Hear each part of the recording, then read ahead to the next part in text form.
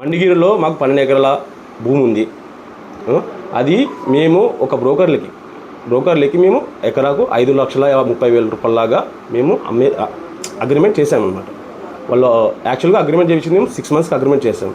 వాళ్ళు 12 months అయినా 1 year అయినా వాళ్ళు రాలేదు సేల్కి. ఆఫ్టర్ 1 year అక్కడ జగనన్న కాలనీ వచ్చింది. మాకు మేము అమ్మింది ఇక్కడ 5,30,000 అయితే మాకు అక్కడ 13,50,000 రూపాయలకి ఎకరాగా మాకు జగనన్న కాలనీ రేట్ వచ్చింది. సో మేము డైరెక్ట్గా మేమే ఉన్నట్స్ కాబట్టి ఆడ ఇది టైం అయిపోయింది అగ్రిమెంటు.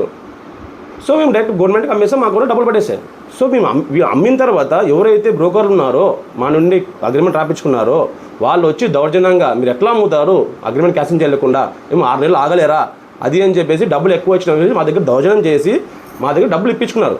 ఎవరు? బ్రోకర్లే మొత్తం చేసింది, డబ్బులు ఇప్పించుకున్నారు. తర్వాత మేము బ్రోకర్ మీద కంప్లైంట్ చేసేకి ఎంఆర్ ఆఫీస్కి వెళ్ళాం. విజిలెన్స్ డిపార్ట్మెంట్ వచ్చినప్పుడు ఎంఆర్ ఆఫీస్కి వెళ్తే అక్కడ ఉండే కొంతమంది అప్పుడు నేనుంటే బాగుండేది, మా నాన్న ఒకటే వెళ్ళాడు. కొంతమంది మా నాన్నకు ఇట్లా చెప్తేనే పలానా పేరు చెప్తేనే మీకు డబ్బులు వస్తాయని చెప్పించి అక్కడ మనోజ్ అన్న సాయన్న పేరు రాపించాడనమాట. రాపించిన తర్వాత సాయన్నకి విషయం తెలిసి పిలిపించాడు. ఎందుకు నా పేరు రాపించావు, మీకు ఏం జరిగిందంటే అన్న ఇట్లా జరిగిందన్న, పలానా బ్రోకర్లు మా డబ్బులు తిన్నారు, ఇట్లా సంవత్సరమైన అగ్రిమెంట్ చేయించుకోలేదు, మేము ఇట్లా అమ్మినాము అంటే మరి అప్పుడే రాలేదు మీరు, నా పేరు ఎందుకు బయటకు వచ్చిందని చెప్పి ఎవరైతే బ్రోకర్లు ఉన్నారో మా డబ్బులు ఎవరైతే తిన్నారో వాళ్ళని పిలిపించి నయా పైసలతో సహా మా నాన్నకు మొత్తం రిటర్న్ చేశాడు. అది ఆ రోజే క్లోజ్, 2 years బ్యాగే క్లోజ్ అయిపోయింది. వాళ్ళు న్యాయం చేశారు. ఇక్కడ జగనన్న తప్పు లేదు, మనోజన్ తప్పు లేదు, ఇక్కడ కూడా తప్పు లేదు, ఓన్లీ బ్రోకర్సే తప్పు. ఇది ఒక రియల్ ఎస్టేట్ ఇష్యూ అంతే. జగనన్నకు సంబంధం లేదు. జగనన్న కాలనీలో మనోజన్నకు సాయన్నకు ఎటువంటి సంబంధమే లేదు. వీళ్ళే బ్రోకర్సే 10 లక్షలు డ్రా చేసుకుని వెళ్ళిపోయారు దౌర్జన్యంతో. మాకు భయపడతాం కదా, 2-3 బ్రోకర్స్ వాళ్ళు, దాంట్లో 2 చనిపోయారు. ఇది ఇష్యూ, బ్రోకర్సే ఇష్యూ తప్పితే ఇంకా మాకు సాయన్న న్యాయం చేశాడు.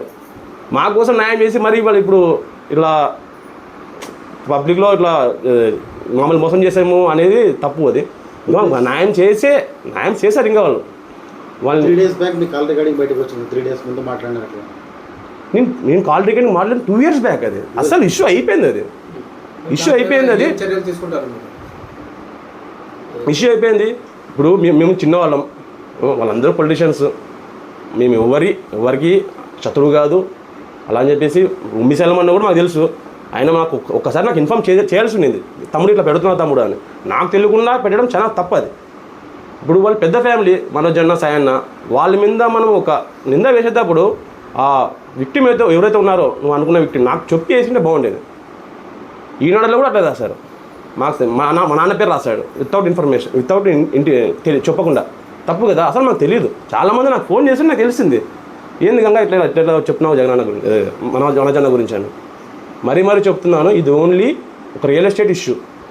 బ్రోకర్స్ చేసిన పనే కానీ మనోజన్నకు సాయన్నకు సంబంధమే లేదు. ఇది ఇక్కడితో స్టాప్ చేస్తే అందరికీ బాగుంటుంది. రాజకీయం మీ ఇష్టం, మీరు వాళ్ళు మీ పొలిటికల్గా మీరు ఏమైనా చేసుకోండి, మమ్మల్ని అయితే లాగండి. ఇక్కడితో స్టాప్.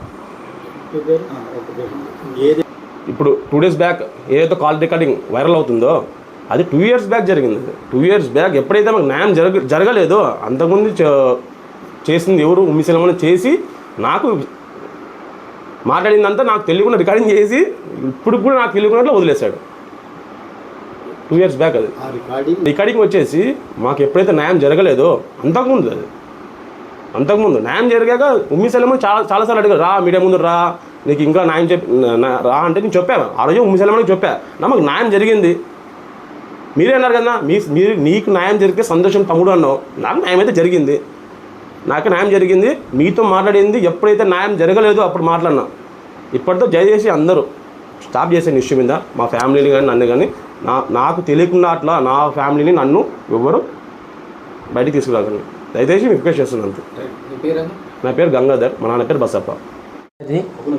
మండగిరి పంచాయతీ భూమి మాకి అక్కడ 12 ఎకరాల పైసలు భూమి ఉంది. అది ఇందాక జగన్ కాలు పడక ముందు 12 ఎకరాల పైసలు 5 లక్షల ఎకరా వేరే వాళ్ళకి అమ్మినాము. అది మాకు 6 నెలలు టైం ఇచ్చినారు వాళ్ళు చేసుకుంటామని.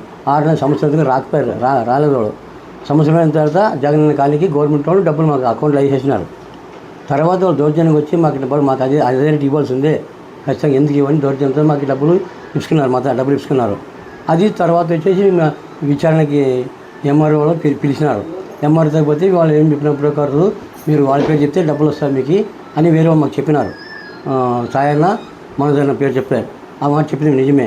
తర్వాత వాళ్ళు పిలిచి మా పేరు ఎందుకు చెప్పినావు నువ్వు అని పిలిస్తే, సార్ అన్న ఇది జరిగిందన్న మాది అంటే వాళ్ళు పిలిపించి న్యాయం మాకు డబ్బులు న్యాయం ఇప్పించినారు. అంతేగాని వాళ్ళ తంట ఏం లేదు, వాళ్ళది ప్రెసిడెంట్ది కానీ మనోజ్ రెడ్డి కానీ తంట లేదని చెప్పి అంతే సార్. మీ పేరు? నా పేరు బసప్ప, కే బసప్ప.